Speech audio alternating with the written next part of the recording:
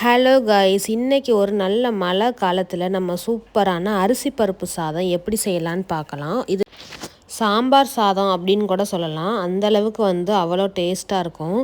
அதுக்கு ஒரு 1/4 கப்புக்கு பாசிப்பருப்பு, 1/4 கப்புக்கும் கம்மியாக துவரம் பருப்பு, கொஞ்சமாக ஒரு 1/2 கப்புக்கு அரிசி ஆட் பண்ணிவிட்டு அதில் பூண்டு, சின்ன வெங்காயம், தக்காளி, அது கூட சீரகம் 1/2 டீஸ்பூன் சேர்த்துட்டு லைட்டாக மஞ்சள் தூள் மட்டும் சேர்த்துக்கோங்க. சேர்த்துட்டு கொஞ்சமாக புளிக்கரைசல் லைட்டாக ஒரு நெல்லிக்காய் சைஸில் நம்ம புளிக்கரைசல் சேர்த்துட்டு அதில் தண்ணி போதுமான அளவுக்கு ஊற்றிட்டு நம்ம குக்கரில் ஒரு 3 அல்லது 4 விசில் வச்சா இந்த மாதிரி நல்லா சுட சுட சூப்பரான கன்சிஸ்டன்சிக்கு நமக்கு கிடச்சிரும்.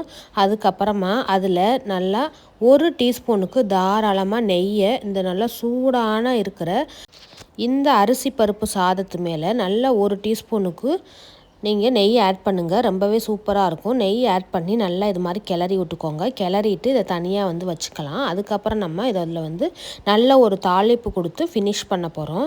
அதுக்கு ஃபஸ்ட்டு ஒரு பேன் வச்சு அதில் 2 அல்லது 3 டீஸ்பூன் ஆயில், நல்லெண்ணெய் கூட சேர்த்துக்கலாம், இல்லை நார்மல் ஆயில் சேர்த்துக்கோங்க. அதில் கொஞ்சமாக ஜீரகம், அது கூட 2 காஞ்ச மிளகாய், 2 பிஞ்ச் அளவுக்கு பெருங்காயம், அது கூட சின்ன சின்னதாக கட் பண்ண பூண்டு ஆட் பண்ணிக்கோங்க. அது கூட நம்ம சின்ன சின்னதாக கட் பண்ண ஆனியன் சேர்த்துக்கலாம்.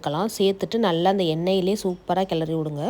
நல்லா கிளறிட்டு ஓரளவுக்கு நல்லா வதங்கி வந்ததுக்கப்புறமா அதில் 1/2 டீஸ்பூனுக்கு மல்லித்தூள், 1/2 டீஸ்பூனுக்கு நல்ல ஒரு காஷ்மீரி மிளகாய் தூள் ஆட் பண்ணிக்கோங்க. ஆட் பண்ணிவிட்டு இது மாதிரி நல்ல எண்ணெயிலே ஒரு குலுக்கிட்டு இதில் நீங்கள் சூடாக இதில் ஊற்றி நல்லா கிளறிட்டு சூப்பரான ஒரு சைடிஷோடு வச்சு சாப்பிட்டு பாருங்கள். அவ்வளோ சூப்பராக இருக்கும். இங்கே யுஏஇயில் நல்ல மழைக்கு நல்ல சுட சுட அரிசி பருப்பு சாம்பார் சாதம் பண்ணியாச்சு. அது கூடவே பொட்டேட்டோ ஃப்ரை செஞ்சு சாப்பிட போகிறோம். பிடிச்சிருந்தா லைக் பண்ணுங்கள். Thank you guys.